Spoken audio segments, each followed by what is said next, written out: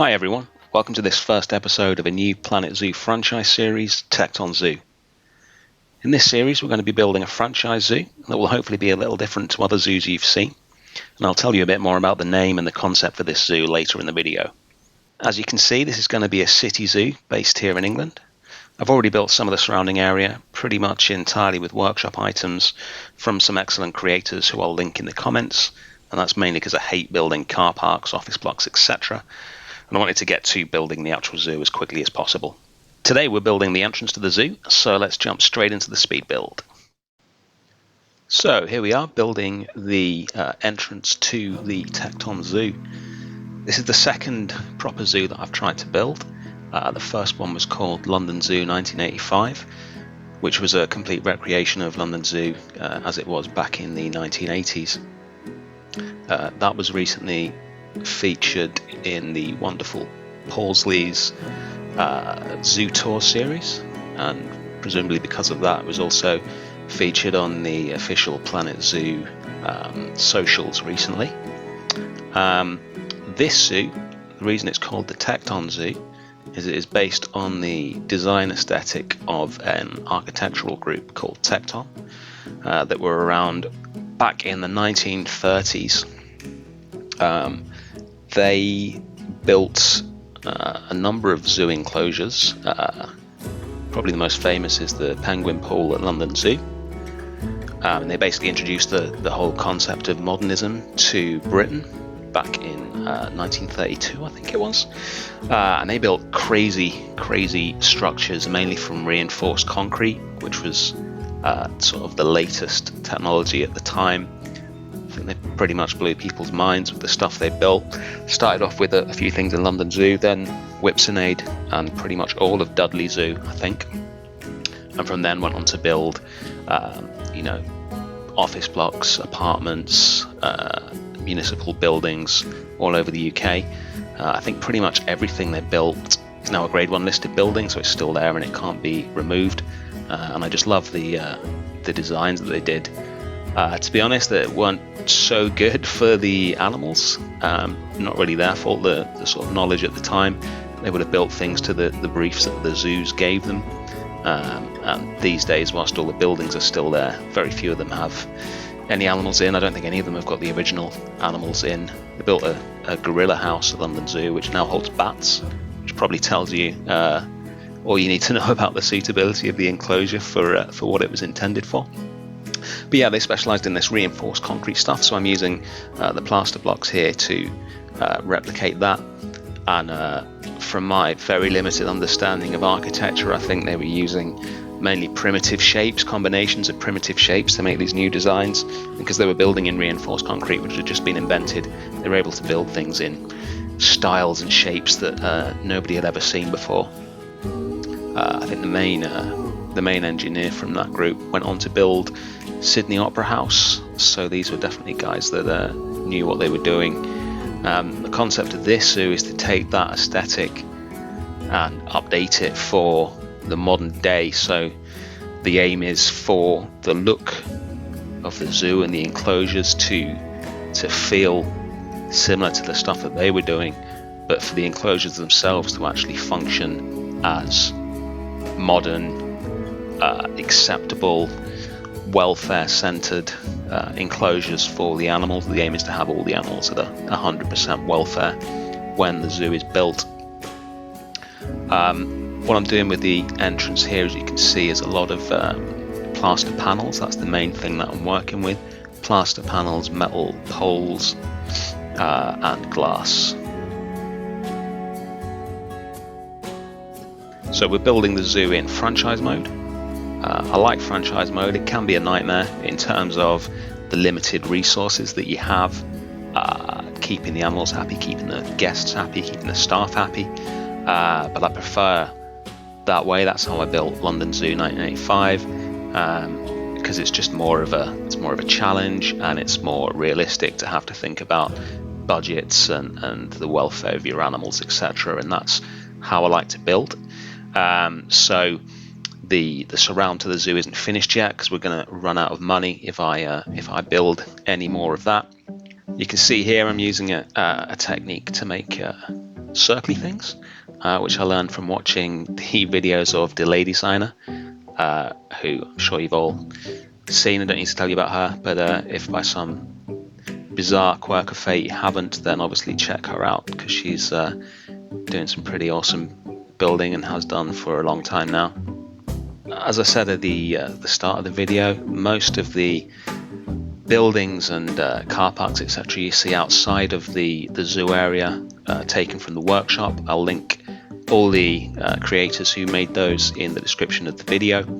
And yeah, everything within the zoo will be built by me. I might use the odd workshop item here and there if somebody's already made something small but perfectly formed that goes nicely into one of my builds.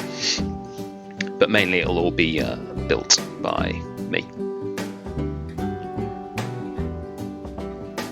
So I think what we're building here, even though it's based on stuff that was built back in the 1930s, it still, to me anyway, looks pretty futuristic.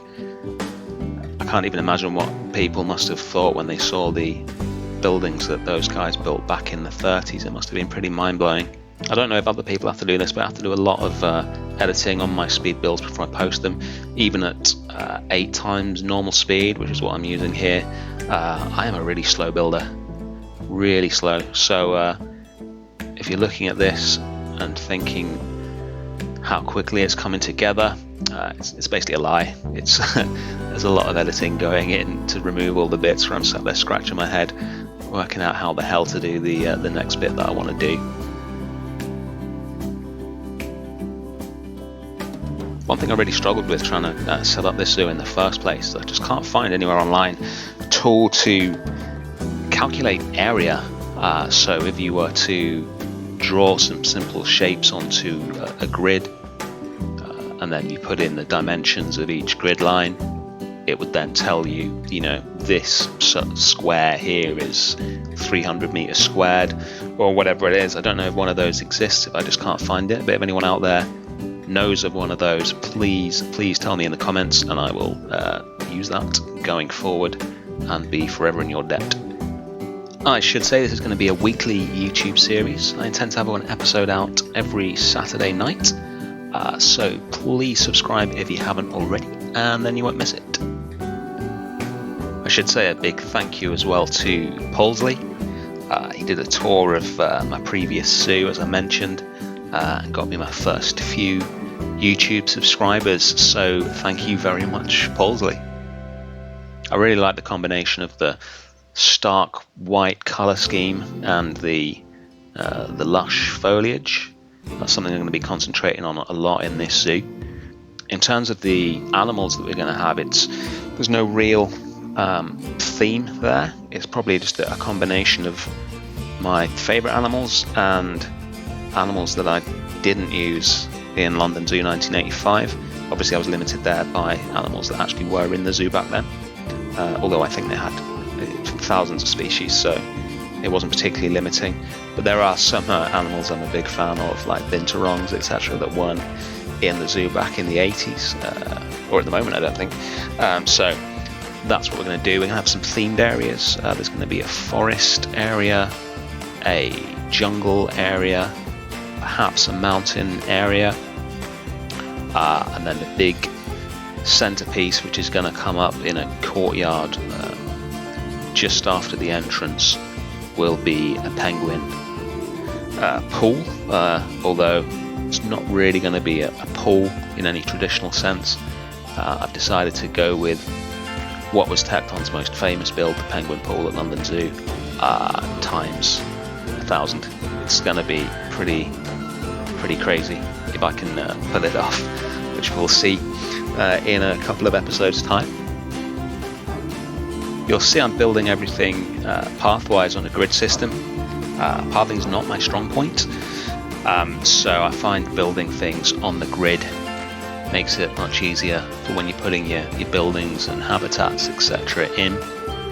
I do intend in this zoo for every building in the zoo, even the staff buildings, etc., to be in the Tekton style. So building everything on a grid allows me to slip everything into the right place without too much trouble. Also, you'll notice that I appear to build this entire entrance backwards and then just flipped it around just then. It wasn't supposed to be like that. As I was building it, I just kept thinking that the back end of the entrance actually looked better than the front I designed. So I asked my girlfriend what she thought, and immediately she said, "Yep, the back is way better than the front. What are you doing, you complete idiot?" So I flipped it around and then made some changes, and I'm very happy with how it looks. I hope you guys like it. We'll switch to some cinematics at the end so you can see it a bit better. I've got to say, I love the new custom billboards that Frontier have added to the game. It makes such a difference in terms of being able to put your own sort of stamp on things, especially if you enjoy Photoshop, which I do. Sometimes I feel like I'm the only person who plays Planet Zoo who didn't used to play Planet Coaster. I've never played that before. Didn't really, in fact I'm not sure I was even aware it came out, to be honest. I've never really done any games involving building before. It's never really been something I'm into, but when sort of the Zoo game came out, then that was something I've wanted to play for a long time. I never played Zoo Tycoon, but from what I understand it was a kind of more of a gamey, sort of cartoony sort of thing, which I probably wouldn't really have enjoyed, but when I saw Planet Zoo, that was right up my street. So I know people have been clamouring for the custom billboards for a long time, and yeah, it is a really good addition. We're making pretty heavy use of those, possibly some video screens as well. The video little sort of vignette at the start of this video that I put together, probably place that in the zoo. I've not really done anything with video panels before. I did experiment with using them to make an aquarium,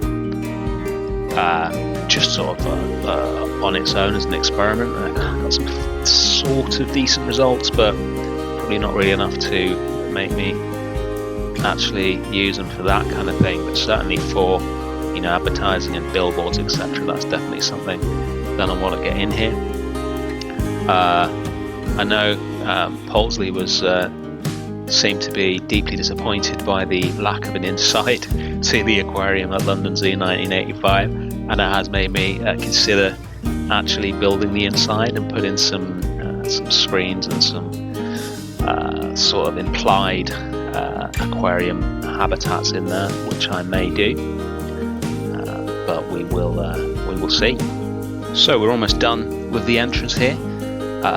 Like I said, please subscribe, drop me a like, it will be much appreciated, and I will catch you in the next episode. Thank you so much for watching.